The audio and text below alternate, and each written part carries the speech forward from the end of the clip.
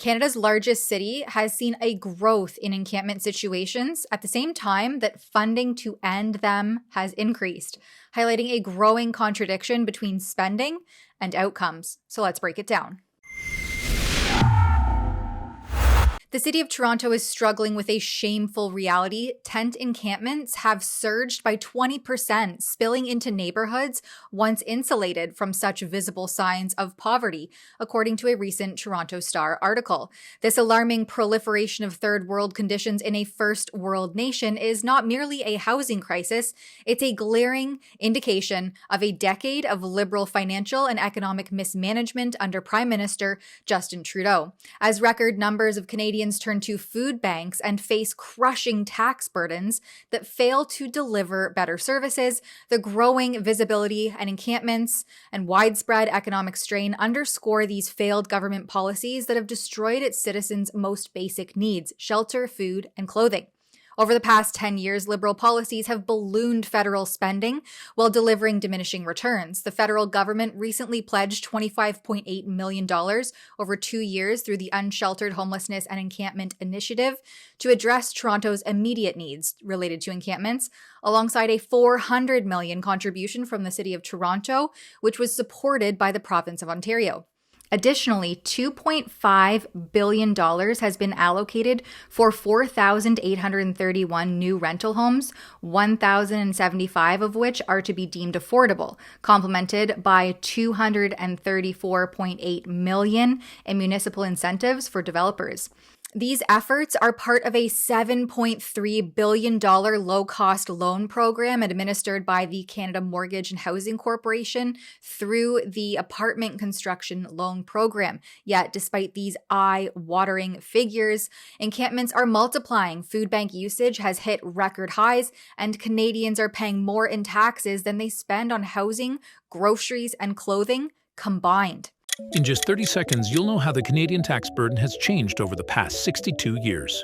In 1961, the average Canadian family, including couples with kids, and single Canadians, spent 34% of its income on taxes and 57% on housing, food, and clothing combined. Fast forward 62 years, the average family paid 43% of its income on taxes and 36% on the basic necessities of life in 2023.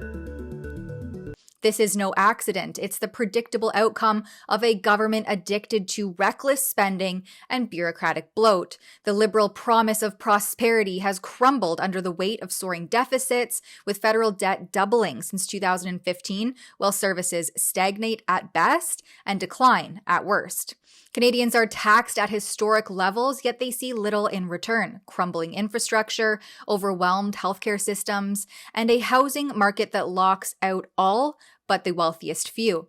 Food banks, once a last resort, now serve millions, with 3.5 million visits in Toronto just last year. That's more than Toronto's entire population, which is almost 1 million more visits than the year prior, and a whopping 273% increase since 2019. Meanwhile, the cost of living has skyrocketed, driven by carbon taxes, regulatory red tape, and inflationary policies that erode purchasing power.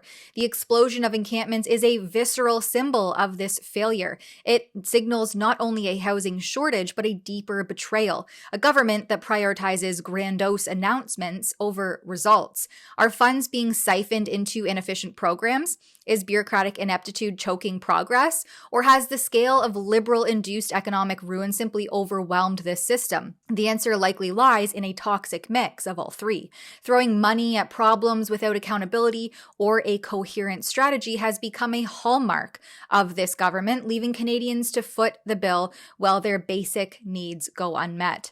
As tents multiply across Toronto's streets, they stand as a stark reminder of a decade of Liberal governance. Canadians deserve better than record tax burdens and empty promises. They deserve leadership that delivers affordable housing, accessible food, and economic stability, not photo ops and platitudes.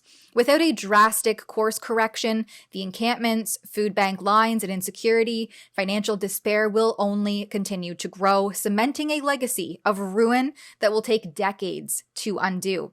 So, fellow Canadians, as you prepare to cast your ballots in the next federal election, just under 2 weeks away, let this stark reality guide your choice. A decade of liberal mismanagement has left our cities scarred, with encampments, our food banks overwhelmed, and our wallets drained by taxes that deliver nothing but broken promises. So choose wisely. For Rebel News, I'm Tamara Ugolini.